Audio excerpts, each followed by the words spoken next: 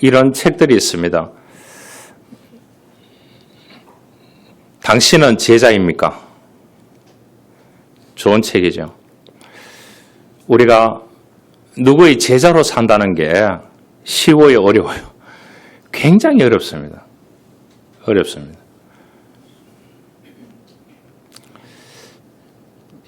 제자입니까? 그 책에 보면은 당신은 진정 예수님의 제자입니까?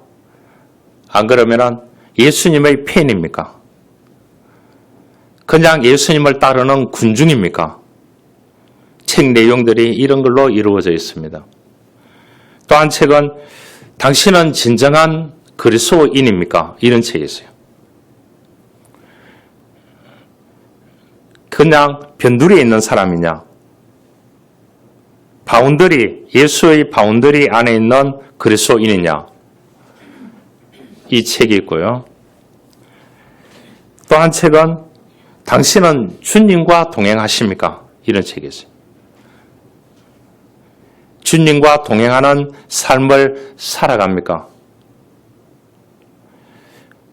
이 세 권의 책을 냈는 사람이 후안 카를로스라는 사람입니다. 아르헨티나가 낳는 위대한 목사님입니다. 이분이 평생을 편두통으로 고생을 했다고 합니다. 전 편두통을 그렇게 심하게 겪어보지 않았기 때문에 잘 모르겠는데 겪어본 사람들은 뭐 알게 되겠죠. 매주 한 2회 정도 앓고 나면은 불면증으로 기절해 본답니다. 신경쇠약으로. 그래서 좋은 병은 다 가봐도 되지도 않고 이 치유의 은사 있는 사람에게 미국 가정 찾아가서 안수기도 받아도 안 되고 어느 날 밤에 성경을 펼쳤다고 합니다. 빌립보서 2장 14절 15절을 펼쳤는데 십자가에 못 박히시고 예수는 십자가로 이기셨느니라. 그 내용을 읽는 순간 자기 몸이 변하고 시작했다. 그리고 편두통이 한 방에 사라졌다.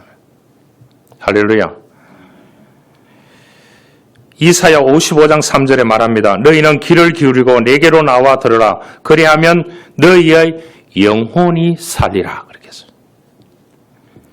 여러분, 영혼이 살찌고 영혼이 즐거운 것이 뭐냐? 그리스도인에게는 회복이라 그렇게 얘기할 수 있습니다. 회복. 여러분, 무엇인가 채워지고 무엇인가 즐거워야 행복이라고 일반 사람들은 그렇게 얘기합니다. 그렇게 되면 좋겠지요. 이게 평생 가느냐? 그렇지 않습니다. 인생은 롤러코스터와 같습니다. 언제 바뀔지 모릅니다. 아무것도 없어도 만족할 수 있는 이유는 내 영혼에 주님이 채워져 있기 때문입니다. 여러분, 잔에 물이 반 잔만 차 있어도 기분 좋을 때가 있다고요. 그 영혼이 반 잔으로 더 채워져 있기 때문에. 그럼 100%가 되는 것입니다.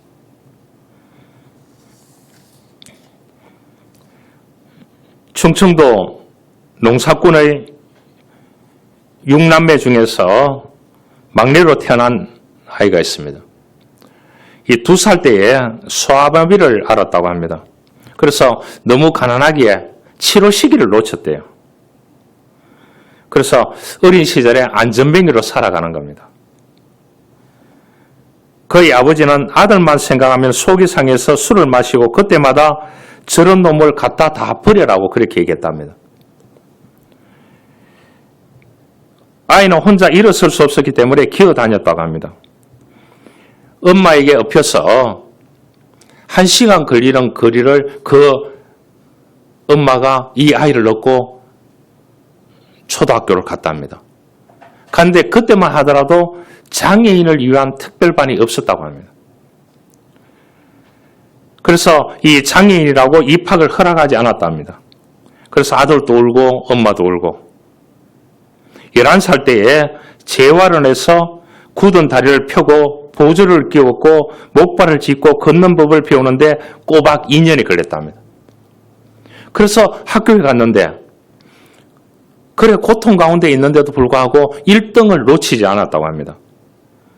그래서 선생님 추천으로 대전중학교에 들어가게 되고 교고 입학 연합고사에서 만점을 받아서 장학생으로 충남고에 배정이 되었고 열악한 환경에서 공부를 해서 서울대 수학과를 나오고 미국의 버클리 대학에서 박사학위를 받고 서울대 교수를 거쳐서 카이스터 교수가 되었습니다. 2007년도에는 40세 이하의 과학자에게 주는 젊은 과학자상을 받았는 사람입니다. 이 사람이 누구냐? 김민경 교수입니다. 이분이 썼는 책에 이전에 썼는데요. 책 제목이 참 재밌습니다. 기쁨의 공식입니다. 수학 공식 이렇게 하는 거는 이해가 되지만 이 사람이 쓰는 책은 기쁨의 공식입니다. 자기가 소아마비로 2살 때부터 알아가지고 학교 입학도 못하고 다른 학생들은 다 학교 가는데 자기는 재활원에 들어가서 그 고통 가운데 다리를 펴고 이런 과정을 거쳐서 늦게 학교 갔지만 공부를 놓치지 않았고 그래서 이 사람이 기쁨의 공식이라는 책에서 뭐라고 했느냐? 내가 하나님을 만났기 때문에 오늘이 있었다고. 장애를 극복할 수 있었다. 이 얘기를 딱 했어요. 공부를 할 수 있었다. 이 얘기를 했어요. 대단하지 않습니까? 대학교 3학년 때는 목발을 짚고 다니다가 넘어지고 해가지고 갈비뼈가 부러지고 폐가 부딪혀서 폐에 큰 구멍이 생겼다고 합니다. 의사가 당장 수술하지 않으면 죽게 된다고. 그래서 이 사람이 이제 교회 가서 울면서 기도했답니다. 아무 쓸데없는 나니까 하나님 좀 데려가 달라고. 하늘나라로 올려 보내달라고. 그러면서 그가 기도하면서 하나님의 말씀을 묵상하게 되고 약한 나로 강하게 하시는 주님을 거기서 만났는 거예요. 그래서 이 사람이 성공해서 교수가 되어서 냈는 책이 뭐냐? 기쁨의 공식이라는 거예요. 여러분, 주님을 만나면 내 영혼이 예수 그리스도로 꽉 채워지면 존재의 불안과 결핍이 사라지고 그 충만함이 내 안에 넘쳐 흐르게 된다는 것을 이 김영경 교수는 극복했기 때문에 기쁨의 공식이라는 책을 냈습니다.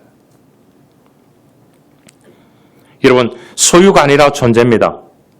그러면 존재하는 가운데서 예수로 채워지면 불안이 사라지고 결핍이 사라지고 회복이 일어난다는 그러한 뜻이 되겠습니다.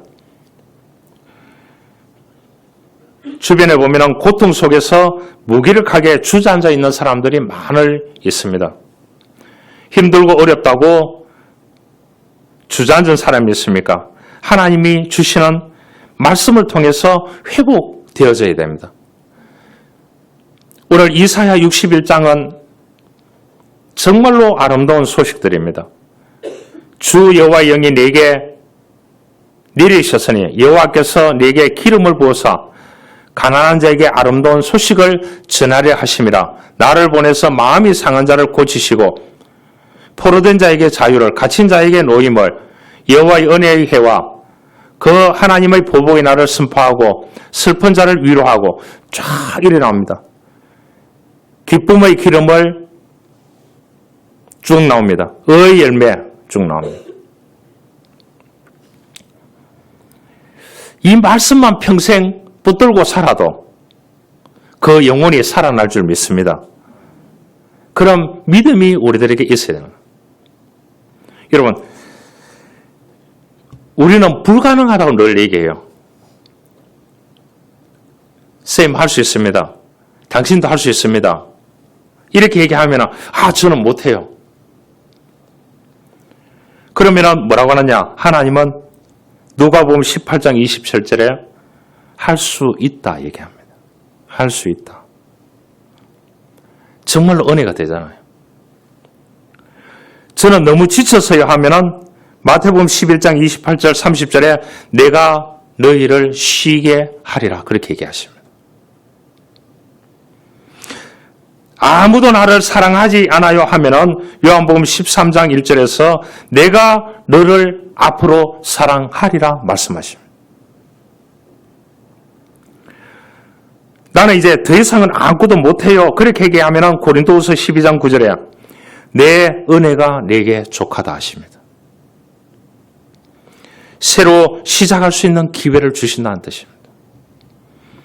앞이 캄캄해요라고 하면은 잠언서 3장 6절에 하나님은 내가 너희 길을 지도하리라 하십니다. 그것은 가치가 없어요 하면은 로마서 8장 28절에 협력하여 선을 이루는 가치가 있다고 말씀하십니다. 저는 제 자신을 용서하지 못하리라고 하면은 요한일서 1장 9절에 내가 너를 용서하리라고 선포하십니다. 너무 힘들어서 헤쳐나갈 수 없어요. 다 포기하고 싶어요. 그렇게 하면은 빌립보서 4장 19절에 말합니다. 내 모든 필요를 채워주겠다고 말씀하고 있습니다. 저는 항상 걱정이 많고 늘 하는 일마다 좌절해요. 그렇게 얘기하면은 베드로전서 5장 7절에 너희 염려를 내게 맡기라고 말씀하십니다. 너무 외로워요. 그렇게 얘기한다 하면은 히브리서 13장 5절에 말씀합니다. 내가 너를 버리지 않고 떠나지도 않으리라 말씀하십니다. 할렐루야. 이것이 회복인 것입니다. 하나님의 말씀이 오늘 우리에게 주어지고 있다는 것이 얼마나 놀라운 축복인지 모르는 것입니다. 그러기에 우리는 소망 가운데 살아가면 하나님이 회복시켜 준다는 것입니다. 일시적인 것이 아니고요. 하나님이 회복시켜 주는 것은 영원한 것입니다. 할렐루야. 이런 믿음을 가지고 주님을 의지하고 주님께 맡기고 살아가는 것이 그리스도인인 것입니다. 우리는 이미 다 복을 받았습니다. 그렇죠? 그렇기 때문에 내 영혼이 살아있는 것입니다. 예수 그리스도에 인하여 만족한 삶을 살아가야 되는 것입니다. 여러분, 한 영혼이 상처를 입으면 파급 효과가 대단합니다. 여러분, 부정적으로 생각했을 때 한 영혼이 상처받으면 절망하게 되고 그 절망이 무엇으로 바뀐다고요? 또 다른 사람에게 절망과 좌절과 포기, 모든 것을 내려놓게 되는 이러한 악순환의 고리를 겪게 되는 것입니다.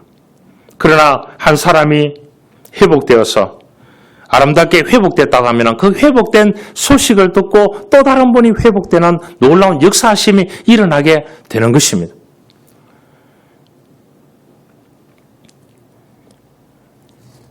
그래서 오늘 61장의 아름다운 회복의 메시지입니다. 마음이 상한 자가 고침을 받고 포로된 자가 자유를 얻고 갇힌 자가 노임을 받고 슬픈 자를 위로하며 화관을 씌워주고 슬픔 대신 찬송의 옷으로 근심을 대신하게 하며 그랬습니다. 이 회복이요. 이 한국 땅에 복음이 들어왔기 때문에 특히 여성분들이 많이 회복됐습니다. 변화가 일어났습니다. 남성분 경직된 문화 속에서 자유로운 문화가 되었습니다. 그러잖아요. 형식적인 체면적인 문화가 얼마나 많았습니까? 자유가 없었습니다. 자유가. 가정의 자유, 집안의 자유, 학교의 자유, 문화의 자유 이런 것을 어떻게 누리면서 살아왔겠습니까? 이 땅에 복음이 들어왔기 때문에 복음이 들어온 사람들로부터 다 바뀌기 시작했습니다. 그래서 주일날 오늘 우리가 멋지게 입고 하나님께 예배하고 있는 거예요. 할렐루야. 얼마나 감사한 일인지 몰라요. 얼마나 감사한 일인지 모릅니다. 한국 초대교회 부흥사하면은 한국 교회에 거두들이 몇 분 있었어요. 그 중에 한 분이 김믹두 목사라는 사람이에요. 김믹두 목사님. 이분은 이제 한국 초기 교회에 유명한 말씀을 전하는 부흥 강사였습니다. 이분은 원래 16세에 부친의 소원에 따라서 과거에 응시했지만 낙방했습니다. 부친은 이 일로 낙심해서 몸져 누웠다가 아들이 꿈을 이루지 못하자 몸져 누워서 죽어버렸습니다. 세상을 떠났습니다. 그는 상점 점원으로 들어가서 안정된 생활을 했지만은 친구의 보증을 써줬다가 한 방에 날아가 버렸다. 재산과 집까지 다 날아가 버렸다. 그때부터는 그는 장사꾼하고 황해도에서 장사꾼하고 주민들을 괴롭히는 불량배가 됐습니다. 나가서 폐사업을 하고 이러다 보니까 깡패 두목이 됐습니다. 여러분, 그 당시만 하더라도 과거에 응시했던 사람이라 하면 굉장히 똑똑하거든요. 그런데 어느 날 누구를 만났느냐? 소아론이라고 하는 선교사를 만나게 됩니다. 외국에서 왔는 선교사. 그분이 부흥회를 하는 그곳에 말씀을 들으러 누구의 권유로 따라가는 거예요. 말씀을 듣다가 한 방에 무너졌습니다. 예수 그리스도를 구주로 영접하고 내가 예수 믿겠습니다. 내 깡패인데 약속을 지키겠습니다. 딱 이렇게 얘기하니까 소알론 선교사가 거기에서 성경책을 한 권 줬는 거예요. 진짜지? 한국말로 진짜지? 이렇게 했는지 영어로 했는지는 모르겠지만 그렇게 하니까 내 깡패 출신이라고 약속을 지키겠습니다. 그 성경을 받아갔습니다. 그래서 이 김믹두는 세례받기 전까지 신학 성경을 100번 읽고 세례를 받았습니다. 그래서 성경책을 너무 사랑해서 자기가 깡패짓 했던 그 상점에 있는 시장에 있는 거기에 성경책을 끼고 가서 예수 믿으라고 그렇게 다음날부터 얘기하니까 말이 통하겠습니까? 그래도 그렇게 했다는 거예요. 그래서 이 사람이 나중에 이제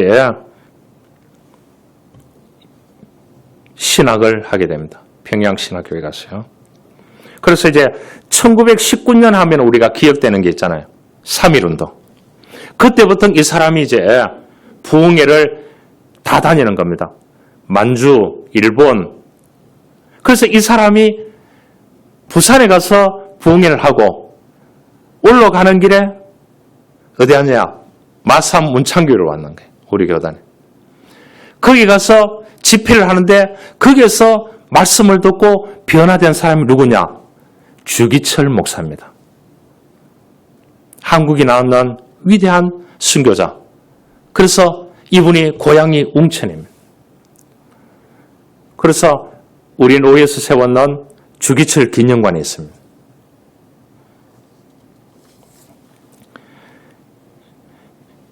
이 사람이 전국 교회를 다니면서 집회를 하고 그래서 교회를 150교회를 세우고 유치원을 120개를 세웠대요. 제가 기록을 보니까 정말로 감동을 받았습니다. 그래서 이분의 설교를 듣고 감동을 받아서 목사가 된 사람이 200명. 우리나라의 최초의 신학자 하면 신학 박사 누구냐? 남궁혁이라는 사람입니다. 이 사람도 김익도 목사의 설교를 듣고 변화받아서 목사가 되고 신학 박사, 최초의 신학 박사가 됐습니다. 신학자 하면은 유명한 사람이 김재준 박사라는 사람이 있습니다. 이분도 김익도 목사의 설교를 듣고 자기가 감화를 받아서 기독교인이 되었습니다. 여러분, 이 사람은 이런 말을 했습니다. 나는 금식도 많이 해보고 이주도 많이 체험해보고 부흥집회도 많이 해보았으나 성경을 읽어 얻은 은혜보다 더 큰 은혜가 없음을 깨달았다. 그렇게. 자기가 성경을 읽으면서 주님이 십자가 지고 가는 그것을 상상하면서 얼마나 울었는지 모른대요. 나 같은 죄인을 용서하시고 나 같은 죄인도 목사가 될 수 있는 은혜를 주셨다는데 그게 너무나 감동을 받았다. 그렇게 얘기했어요. 그래서 이분은 죽을 때까지 구약 성경을 100번 읽었고요. 신약 성경을 1000번 읽었대요. 우리가 매일 읽어야 되는 성경을 주보에 내놨죠. 그러면은 1년에 1독을 할 수 있는 겁니다. 앞으로 여러분들 다 50년 살잖아요. 120세까지 보면은 50년 이상 살잖아요. 그러면은 어떻다고요? 50번은 이상은 통독을 할 수 있는 거예요. 할렐루야. 시작해 봅시다. 아멘 안 하시네. 여러분, 우리가 성경을 보면 그랬습니다. 그 사람의 구원을 회복하시고 그 사람의 형편없는 삶 가운데서도 십자가로 용서하시고 회복의 은혜를 주시는 것입니다. 예수 그리스도를 구주로 믿고 살아가는 자에게요. 그러니까 얼마나 대단한 것입니까? 여러분, 인생에 어려움이 찾아오면 사람들은 하나님 힘듭니다. 나를 좀 내버려 두세요. 내 갈 길을 가게 하겠습니다. 가야겠습니다. 이렇게 얘기합니다. 여러분, 토기장의 손에서 벗어나려고 합니다. 그러면 좋은 작품이 될 수 없어요. 주님은 토기장이라고 했습니다. 우리는 진흙이라고 했습니다. 그분이 만드는 대로 우리가 순종하면 되는 것입니다. 할렐루야. 그러면 하나님께서 우리의 인생을 좋은 작품으로 만들어 주시는 것입니다. 내가 만드는 것보다, 내가 노력해서 만드는 것보다 그분을 의지하고 그분을 믿고 맡기고 그분에게 의뢰하고 살아가면 하나님께서 여러분들 가는 길에 좋은 작품을 만들어 주실 줄 믿습니다. 이것이 인생인 것입니다. 어떤 때는 인생이 꼬이는 것 같고 내 생각대로 모양대로 돌아가지 않는 것 같고 망할 것 같습니다. 그러나 하나님은 우리의 인생을 토기장이 되시는 주님께서 새롭게 빚어 가시는 줄 믿습니다. 이것이 회복인 것입니다. 하나님은 우리의 생각과 완전히 다릅니다. 그러기에 하나님의 손에 맡겨져야 되는 것입니다. 하나님의 높으신 경륜에 내 인생이 사로잡혀야 합니다. 내 생각이 중요한 것이 아닙니다. 누구의 생각이 중요하다고요? 하나님의 생각이 중요합니다. 그래서 성경 말합니다. 내 생각은 너희 생각과 다르다 하십니다. 나는 할 수 없다 하시지만 하나님은 너는 할 수 있다고 하십니다. 이것이 회복의 메시지입니다. 회복의 은혜인 것입니다. 그래서 슬픈 자를 위로하시고 화관을 씌워주시고 기쁨의 기름으로 영원한 기쁨을 주신다고 했습니다. 여러분, TV에 코미디언, 영화, 수많은 것들을 우리가 보고 수많은 모임에 가지만 그건 다 일시적인 것이요. 하나님이 한 분 주시면 그 기쁨은 영원토록 은혜로 자리 잡게 되는 것입니다. 그래서 그 기쁨의 은혜가 내 마음속에서 영원히 흐르게 되는 것입니다. 우리가 생각할 때에 조그마한 거 가지고 상처도 받고 이렇게 살아갑니다. 너무 심각하게 살면 안 됩니다. 심각하게 예수 믿으면 안 됩니다. 여러분, 얼굴을 펴야 됩니다. 기도할 때도 기쁨으로 해야 됩니다.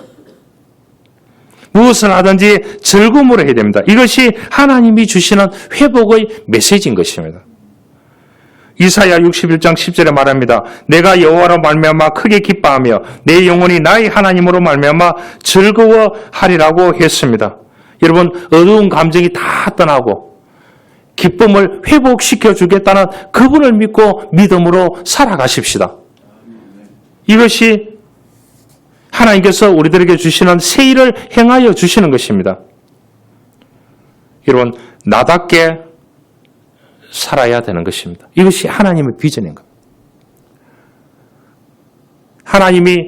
하나님의 형상의 모양대로 다 했다고 했습니다. 그러면 이 사람에게는 어떤 은사를 주고, 이 사람은 어떤 은사를 주고, 이 사람은 어떤 은사를 주고, 이렇게 해서 하나님께서 교회 공동체에서 서로 다른 은사를 가지고 하나님께 영광을 돌려드리게 되는 것입니다.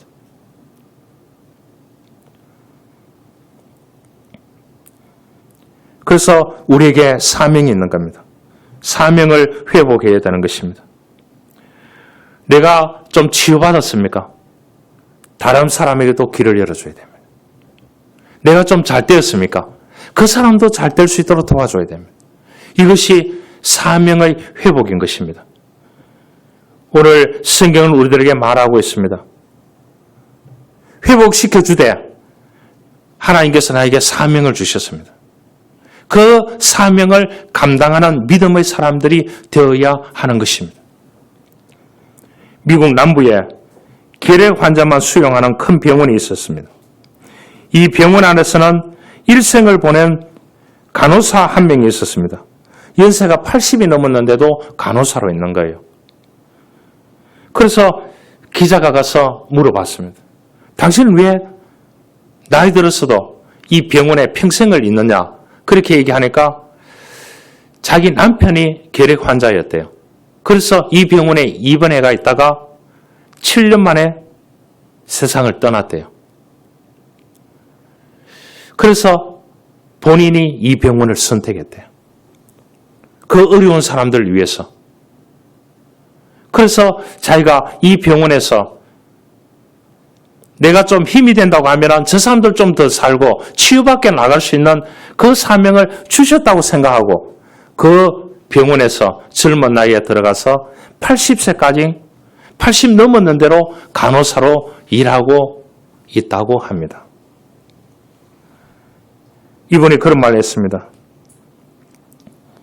하나님이 주신 사명이기 때문에 한 사람이라도 내가 도움을 줘서 그 사람이라도 퇴원할 수 있다고 하면 그것이 하나님이 주신 사명이 아니겠느냐. 주 여호와의 영이 내게 내리셨으니 바로 이 말씀이 모든 역사를 새롭게 만들었습니다. 하나님은 역사를 한순간에 바꾸게 되는 것입니다. 서서히 바꾸게 되는 것이 아닙니다. 어떤 사람이 서서히 바꾸지만 하나님은 김익두 목사 같은 사람, 김재준 박사 같은 사람, 남궁여 이런 사람들, 주기철 목사 같은 사람 한 방에 다 바꿨습니다. 한 방에요. 한 예배에 참석했다가 인생이 송두리째 바뀌는 역사심이 일어났습니다. 유한진 시인이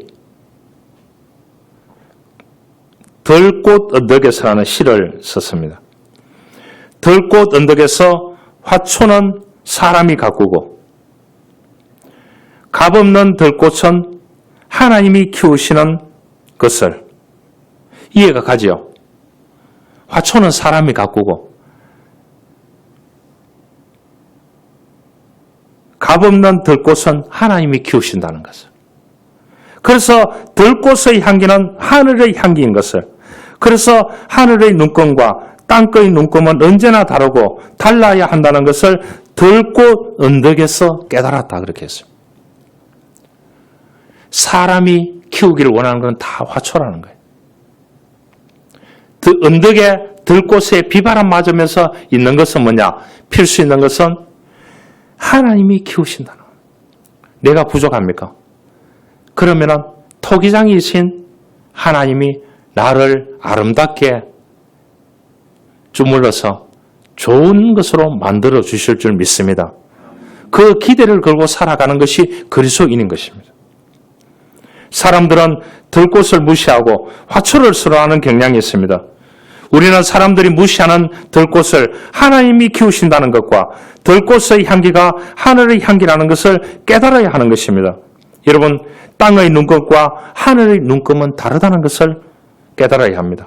하나님의 시각은 사람의 시각과 다릅니다. 사람들은 부자를 존대하고 빈자를 무시하지만 하나님은 부자나 빈자나 편애하시지 아니하시고 특별히 도움이 필요한 빈자를 돌보시는 것입니다. 이것이 하나님께서 베푸는 사랑인 것입니다. 주 여호와 영이 임하실 때 그리스도를 통하여 하신 그 일을 우리에게 대신 행하게 됩니다. 우리에게 허락하신 놀라운 치유와 회복이 주어지게 되는 것입니다. 모든 불평과 원망을 내려놓고 쓸데없는 고집을 버리고 하나님의 주권 앞에 온전히 내어 맡기십시다. 그러면 하나님은 우리 인생을 가장 멋진 걸작으로 창조의 원형으로 돌려놓으시라고 확신합니다. 여러분, 한 줌의 흙과 같은 존재인 우리들에게 요구하는 것은 오직 순종뿐인 것입니다. 이 순종 가운데 회복이 시작되는 것입니다. 그래서 하나님은 우리의 삶을 바꾸시기를 원하는 것입니다. 그 원래 자리로 돌아간다고 하면 내 힘으로 되는 것이 아니고 우리의 할 일은 하나님께로 돌아가는 것입니다. 삶의 방식과 구조를 하나님께로 돌이킬 때 하나님께서 우리를 새롭게 하실 줄 믿습니다. 이러한 은혜가 있기를 주님으로 축원합니다. 살아계심에 역사하시는 하나님 아버지 감사합니다. 이사야 61장은 우리들에게 회복의 메시지를 줍니다. 이러한 은혜를 저희들에게 허락하여 주옵소서. 우리 교우들이 회복되어야 되는 부분들이 많이 있습니다. 하나님, 그러한 부분들에게 하나님 은혜를 내려 주옵소서. 구주 예수 그리스도의 이름으로 기도하옵나이다. 아멘.